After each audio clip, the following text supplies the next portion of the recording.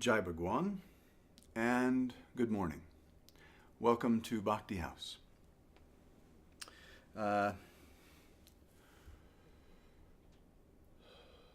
So today we'll continue with our investigation of the Yoga Sutras using Swami Venkatasananda's New Interpretive Translation. As you can see, it's a very small book, and I find, as I've said before, I find it to be very, well, bad pun intended, it is enlightened living. I find it a bit enlightening. Right, let's begin by chanting the Asatoma prayer. So sit comfortably, and if it's appropriate for the circumstances where you are, let your eyes close. Chant along with me, or let your eyes stay open, read the words here on the screen, and chant along.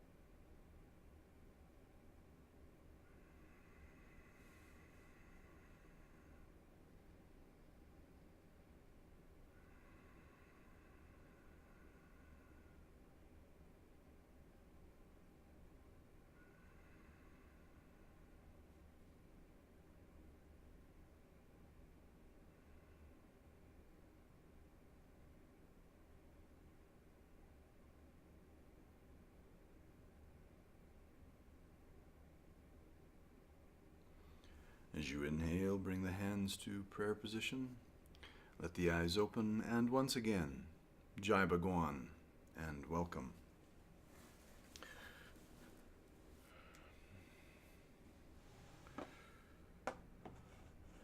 All right. So, let me quickly, because once again, technology is helpful and sometimes somewhat of a hindrance. So, as we've gone along and studied the Yoga Sutras together these past few mornings,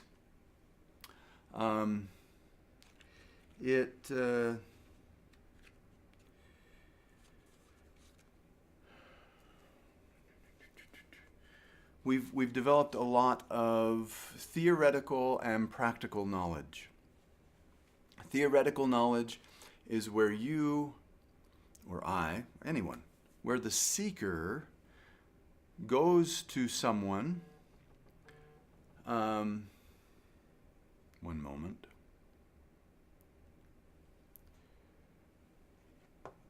where the seeker goes to some teacher and says, "Teacher, please teach me." And they begin to question the teacher. They begin to investigate what the teacher has to say. Let me try to get this running here again so I can keep track of any questions that might come up. Barbara and Myra, welcome. And see, that's the advantage of technology. It lets me know that you're here. All right, as I was saying, we've developed a lot of theoretical knowledge. Theoretical knowledge is where you, as a seeker, myself, any seeker, we go and we find a teacher. In this case, the teacher is not really this person. The teacher is this book. And we begin to inquire and question, study. And by question, English gets a little funny sometimes. Question doesn't mean, I don't believe what you're saying. I doubt it. That can't be true. That's one version of questioning. Questioning is rather, I don't understand this. Explain this to me further. Help me see what you're trying to convey to me. It's not a line of reasoning and questioning where we are trying to disprove something. It is a line of questioning and of reasoning where we are trying to understand something which may be completely foreign to us. So that's theoretical knowledge, where we go and we begin to gain an idea. We read through some text. Practical knowledge is where we then begin to question. How does this work? Why does this work? What is it? I don't understand this. And as soon as you realize you're not understanding something, that doesn't mean just throw it away. It means recognize that I don't understand something. I, as the student, don't understand something. I, as the student, need to further investigate. Ask the teacher. Ask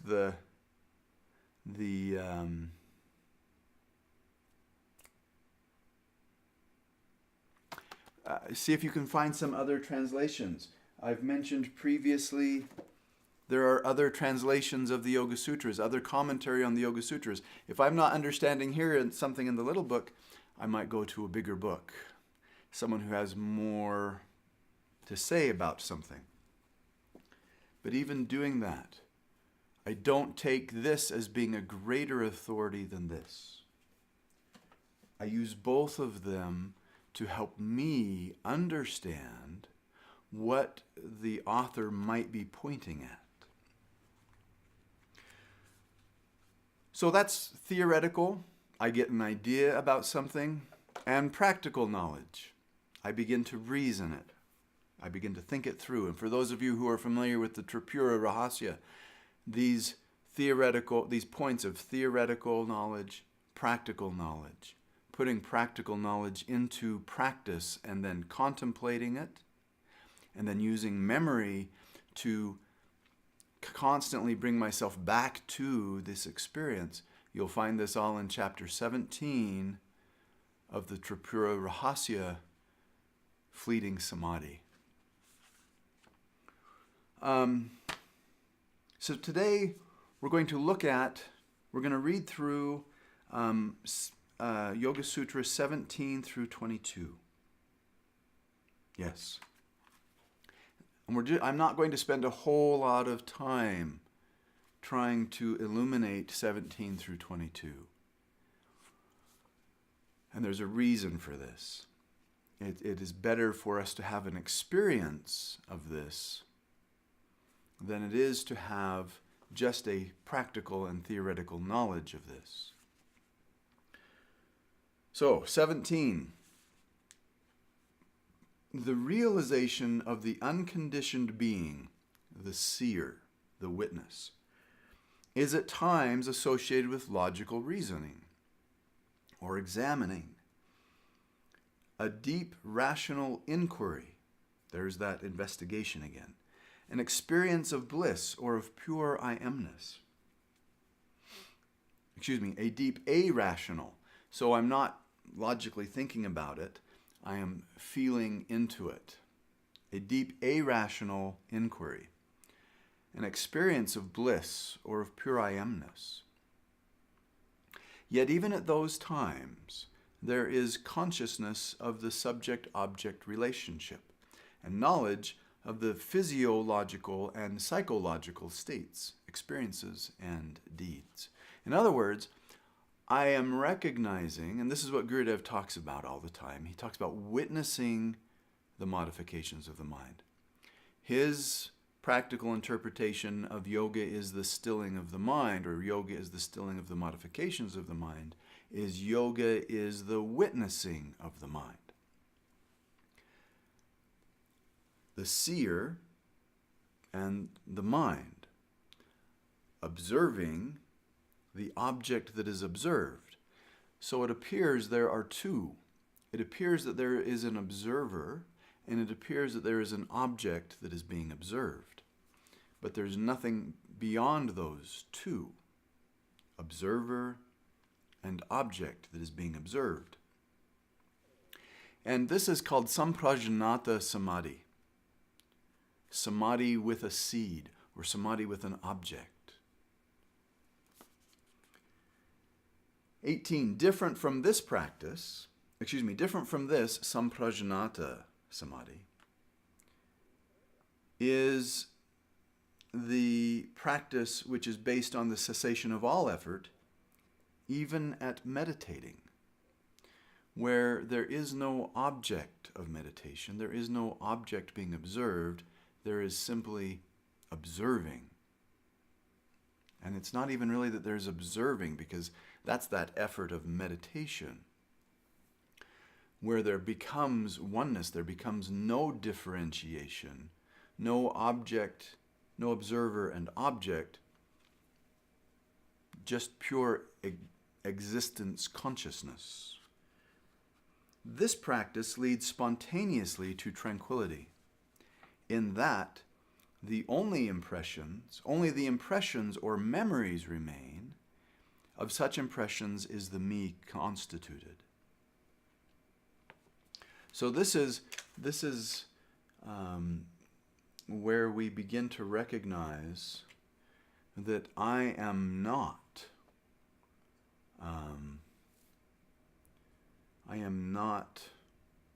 separate from anything. Even in this Samprajnata Samadhi, this object and observer, there seems to be a subtle separation, even though we may not recognize the separation.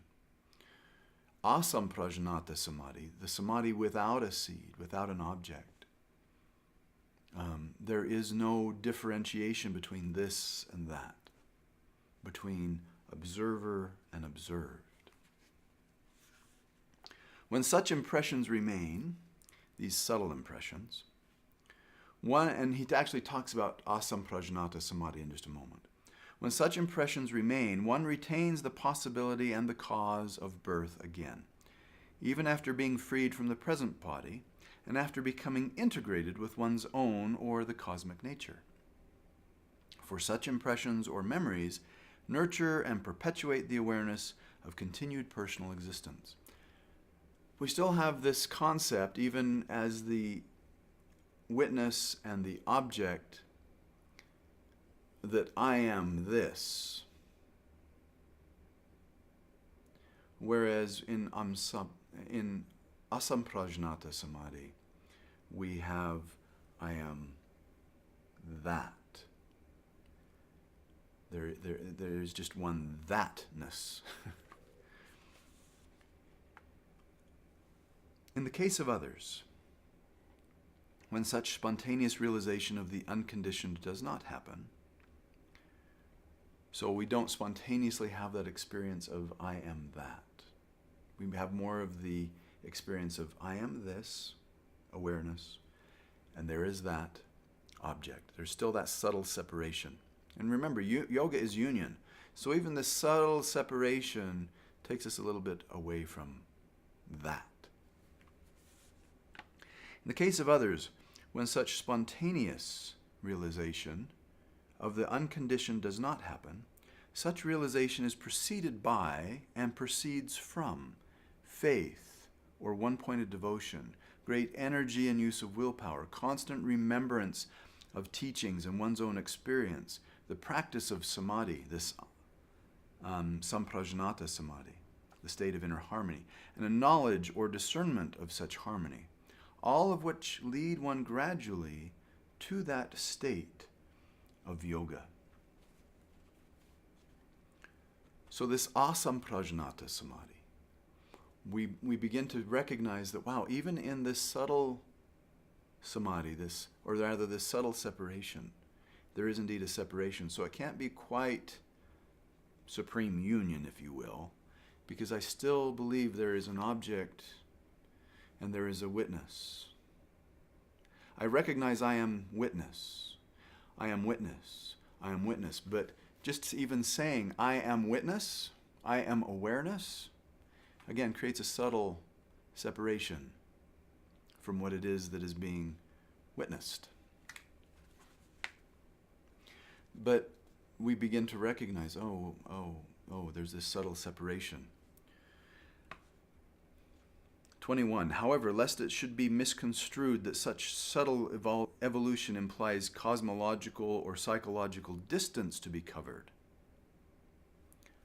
we believe I've got to still get somewhere. There's still this separation. I've got to cross that separation. I've got to get somewhere. He's saying, nope, no.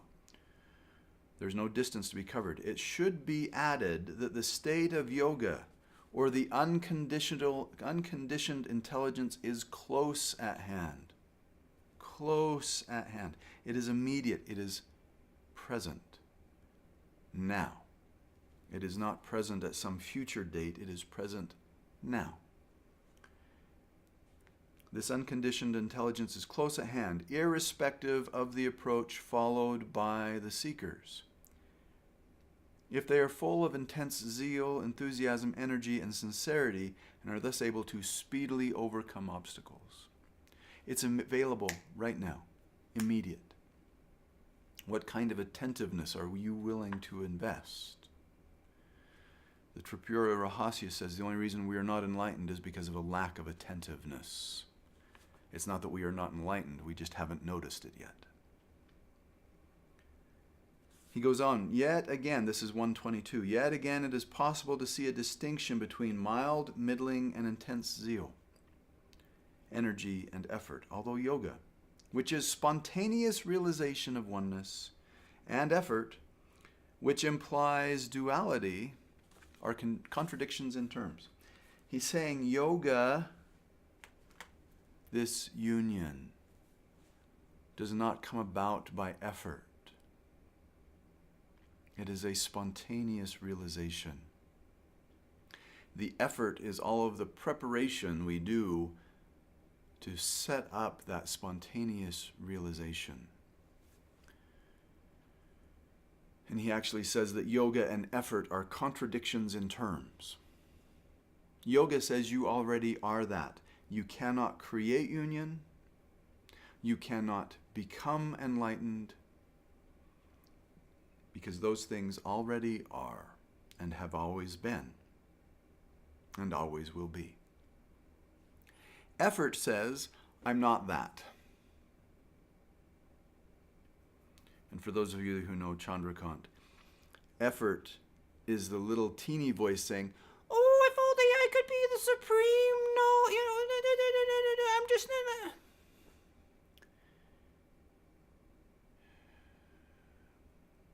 It's not that effort isn't necessarily required, because we have a lot of stuff in the way. We need to clean some of the stuff out of the way so we can recognize what's always been. So just a little bit of effort this morning. Because what good does it do to talk about all of this stuff, to get a couple of nice ideas in the head? So, if it's available for you, sit comfortably. Well, I hope regardless that that's available for you. Maybe you have to be standing or you're walking right now, and so sitting might not be an option. Be comfortable. It is absolutely critical that for what we're about to do that you be comfortable.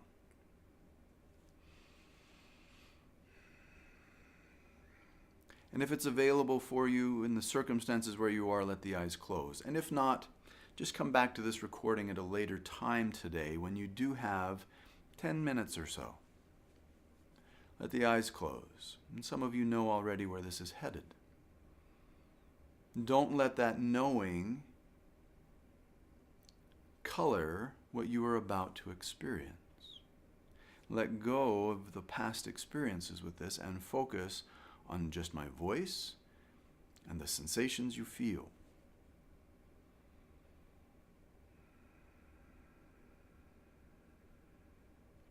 And now just using imagination, let all of the analyzing go. I know you can't actually physically do what I'm about to ask you to do. There will be no sudden opening in the belly or in the chest or hands. Just use imagination and imagine that there's an opening in the belly. And imagine you can feel the breath moving in and out through the belly.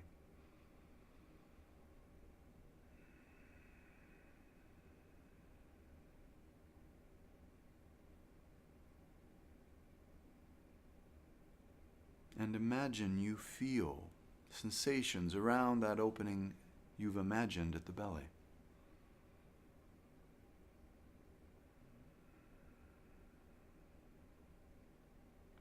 And as you begin to notice sensation around that opening at the belly, become very interested in that sensation.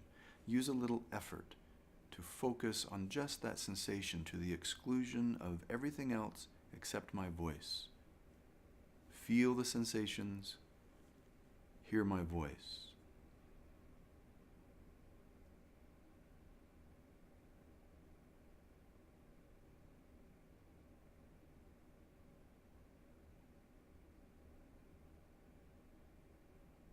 Feel the subtle sensations of the breath moving in and out of the belly.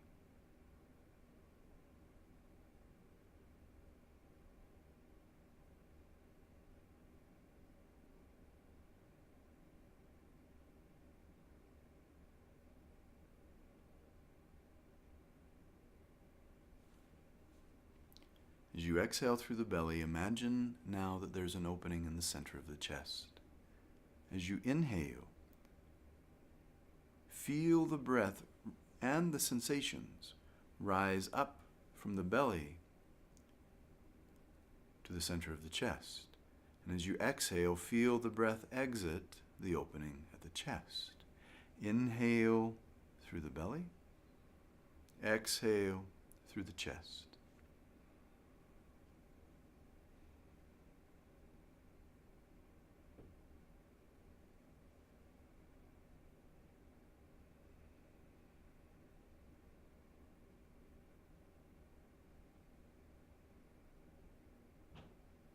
As you exhale through the chest, allow the opening at the belly to close. And now inhale through the chest, exhale through the chest. Feel the sensations pooling in the chest.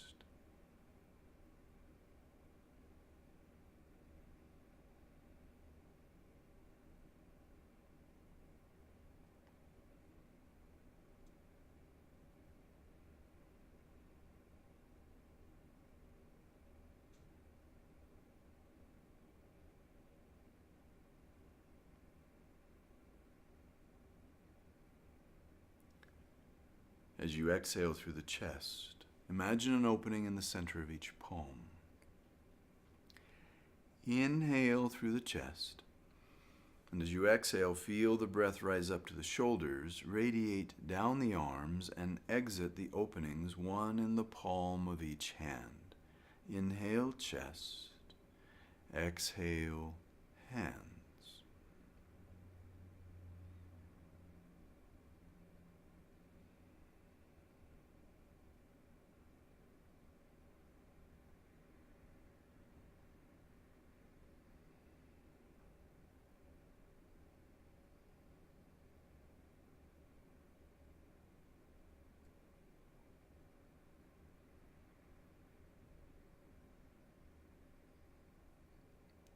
As you inhale through the chest, allow that opening to close. Exhale through the hands. Inhale through the hands. Feel the sensations beginning to pool in the hands.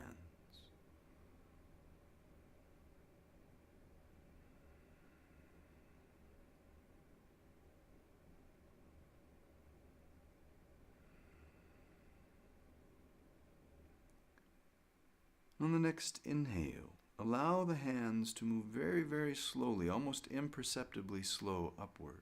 Feel the weight, the heaviness of the sensations in the hands as they gently, slowly drift up into the air.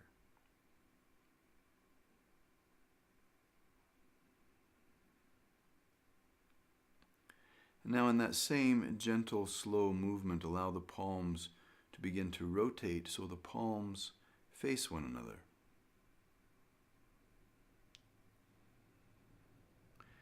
And then again, in that imperceptibly slow movement, allow the hands to begin moving toward one another, but do not let them touch. And as soon as you feel sensation, maybe even a little pressure between the hands, allow them to move apart. And as soon as you feel sensation on the back of the hands, allow them to move toward one another. And just allow the hands to slowly move back and forth, exploring the sensation between the hands.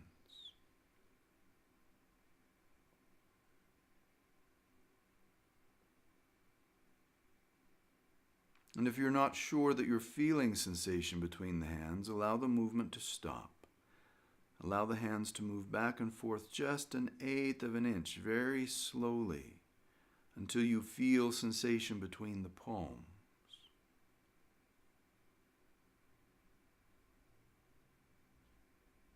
And as you feel sensation between the palms, allow the hands to move a little further apart.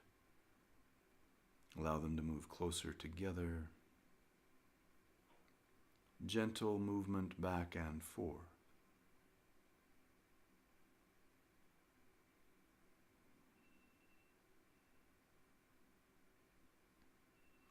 Notice how absorbed you are in feeling these sensations. Notice how quiet the breath is. And then bring all of the attention back to the sensations in the hands. Just feel them.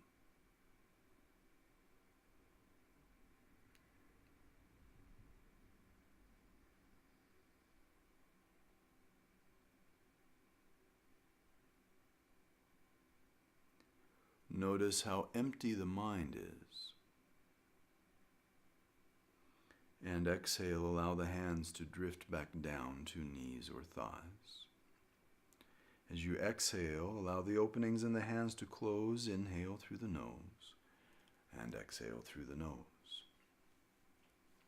And for those of you who are familiar with this, you know the investigation. Notice that when I had you bring attention to how absorbed you were in the sensations, that at that moment there was only the absorption of sensation. You weren't even thinking about it until I asked you to think about it. You were simply observing sensation. There was sensation in the hands and observation of the hands. Sounds a little bit like this samprajnata samadhi. Object being observed, observation, the observer. And then reflect for a moment when I asked you to notice how empty the mind was. That this observing this observing observed the mind and noticed that it was empty. And then a thought may have come up. Oh, the mind is empty. It really is empty. Or this observing observed the mind, noticed it was empty, and then thought, oh, except for, now I have this, I remember this sensation over here, or isn't this cool? But there was a gap. Observing, the focus of observation was no longer hands and sensation. The focus of observation was the emptiness of the mind. And then something occurred in the mind. That moment between observing emptiness, so we have observing emptiness, we have emptiness, then we have a thought that comes into the emptiness of mind. In that emptiness, there were no thoughts. You weren't thinking about your keys. You weren't even thinking about hands. There was no activity in that empty space. And because there was no thoughts, there were no things. Because a thing would have to be a thought. You weren't aware of age or gender. You weren't even aware of your body. Your hands disappeared at that moment even. All you were observing was this empty space of mind. And if you look closely into that empty space of mind, it seems limitless. You can't find any edges to it.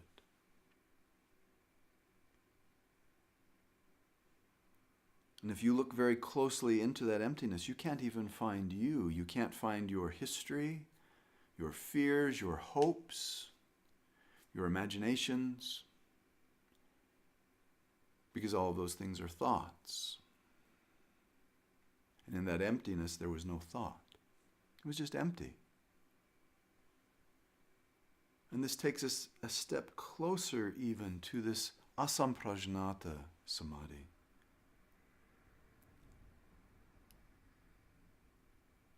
Because even in this experience, there is awareness and there is emptiness of mind.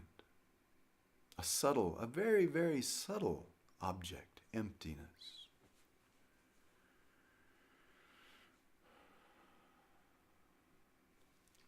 Bapaji said that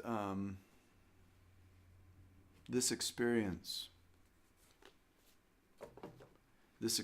of witness and very subtle object is the highest experience of yoga.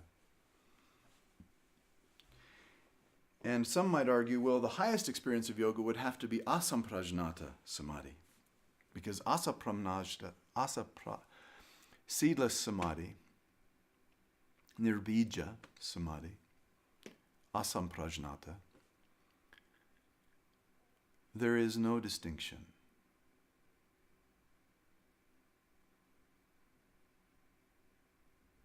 It is simply I am.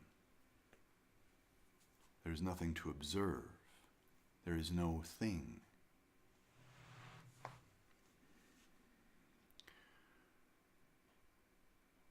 But that no thingness is not liberating.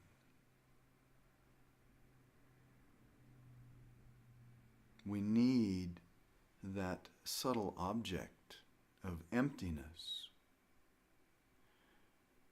to begin to recognize, I am not even this emptiness. I am pure consciousness. The Samadhi, which is the experience of pure consciousness, where there is no separation from anything. There is no separation. We recognize absolute, supreme oneness. That is also at one with ignorance, with this belief that I am separate.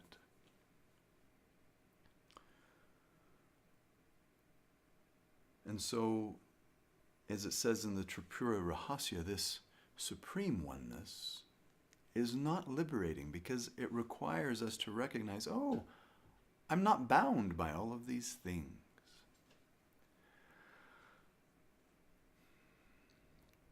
So if you're not sure that you really had this experience, later in the day, watch the video again. It's just the last 17 minutes or so. We went through the experience. The experience doesn't take very long. It usually takes me longer to talk about it than for you to have the experience. All right, my friends, our time has come to a conclusion this morning. And I can hear that I have a student arriving upstairs. So let's take a moment, let the eyes close.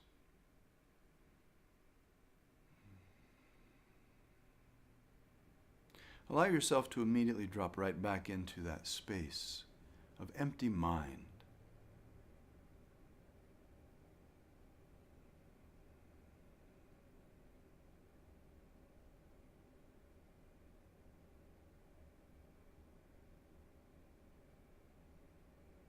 And out of this stillness of mind, we'll chant one sound of Om. Take a breath in.